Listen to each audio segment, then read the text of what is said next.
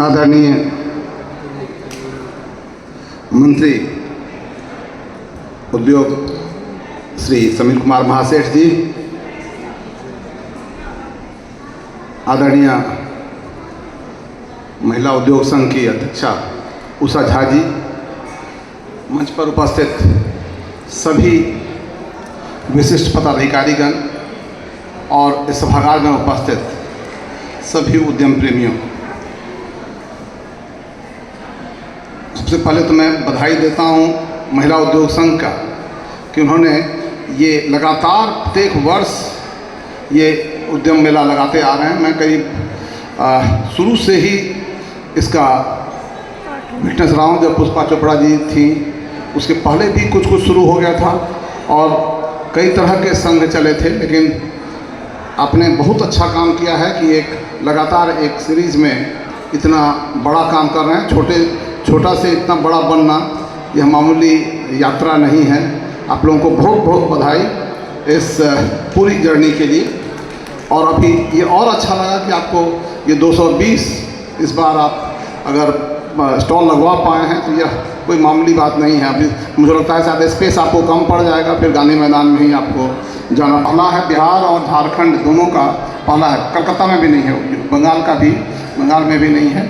ये नीति आयोग द्वारा एक संस्था बनाई गई है और ये इसीलिए बनाई गई है ताकि हम स्टार्टअप और एंटरप्रेन्योर्स को मदद कर सकें। यहीं पर सदाकत आश्रम में इसका कार्यालय है और यहाँ पर बेसिकली हम लोग सभी तरह के स्टार्टअप को मदद करते हैं। इन लोगों के लिए ग्रुप वर्किंग स्पेस भी है। कई लोग वहाँ पर नए नए चीज़ों का इजाद भी कर रहे हैं और पेटेंट भी करवा रहे हैं और बहुत नई चीज़ें कर रहे हैं। इसमें कई महिलाएं भी बहुत अच्छा काम कर रही हैं।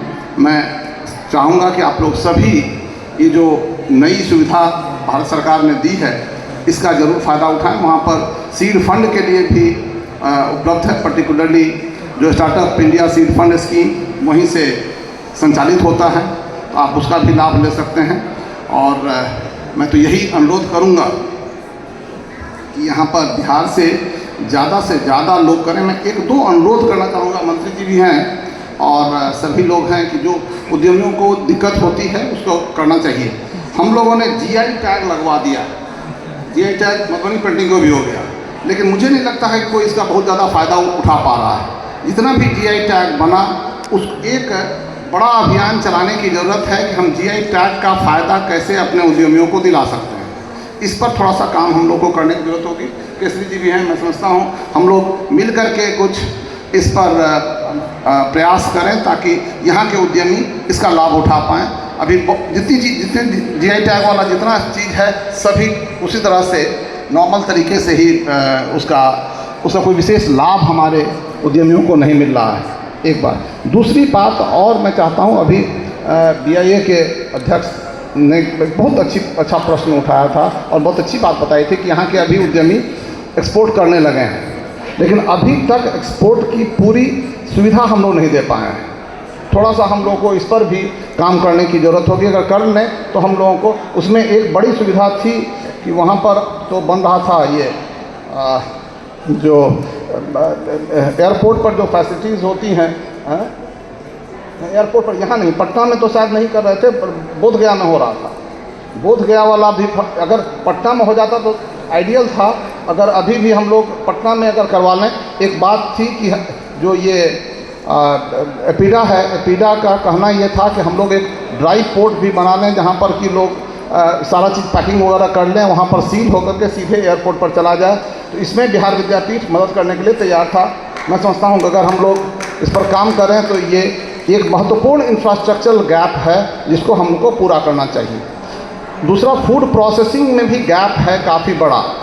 फूड प्रोसेसिंग में हम लोग बहुत काम, सिर्फ हम प्रोसेसिंग कर रहे हैं, लेकिन पोस्ट हार्वेस्टिंग जो ट्रीटमेंट चाहिए बहुत पहले शुरू किया था। केसरी जी ने ही अपनी फैक्ट्री शुरू की थी, तो अपने तो फैक्ट्री के लेवल पर थोड़ा सा वो काम करते थे, लेकिन बड़े पैमाने पर जो हम लोग छोटे उद्यमियों को मदद कर पाएँ यह हम लोग नहीं कर पाए हैं। इस पर भी शायद हम लोग अगर कुछ काम करें तो बहुत सारे उद्यमियों को लाभ हो सकता है। सॉर्टिंग ग्रेडिंग की जो फैसिलिटी है बेसिकली वो अगर हम लोग करवा दें और पैकेजिंग की फैसिलिटी, तो बिहार विद्यापीठ में हम लोगों ने पैकेजिंग के लिए भी छोटा सा इंस्टीट्यूट बना दिया है। एक लैब हमारा है जो कि फूड प्रोसेसिंग पर भी काम करता है। एक लैब है हमारा जो कि मीडिया के लिए काम करता है, और एक फैब लैब है जहाँ पर कि आप कोई भी नया चीज़ डिज़ाइन कर सकते हैं।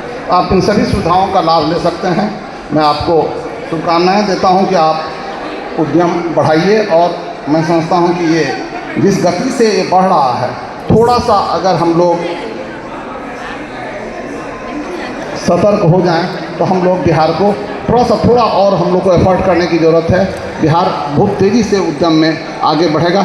एक समस्या और मैं बताता हूं जो कि दिक्कत हो रही है लोगों को। बिहार में हम लोग बहुत जल्दी को वर्किंग स्पेस नहीं दे पा रहे हैं। बहुत लोगों को छोटा छोटा सामान बनाएंगे तो वो घर में लोग बनाना शुरू करते हैं, लेकिन अगर ग्रुप में बनाएं, अभी बहुत अच्छा प्रयास इंडस्ट्री डिपार्टमेंट ने किया है। मैं मंत्री जी को बधाई देता हूं कि उन्होंने 2-3 काम बहुत अच्छा किया है, और इसकी प्रशंसा सब जगह की जानी चाहिए।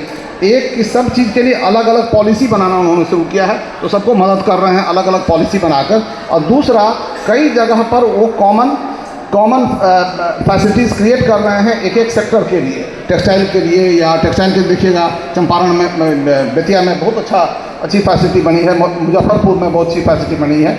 ये को वर्किंग फैसिलिटीज़ और लोगों को बनाने की, जितना अधिक हम बना करके देंगे उतना इन लोगों को फ़ायदा होगा, और महिलाओं के लिए विशेषकर बहुत ज़रूरी है, क्योंकि उनको ये फैसिलिटी नहीं रहने से उनको कॉस्ट भी ज़्यादा लगता है, और जो सपोर्टिव एनवायरनमेंट चाहिए, इकोसिस्टम चाहिए, वो नहीं हो पाता है। तो मैं आप लोगों को पुनः शुभकामनाएँ देता हूँ।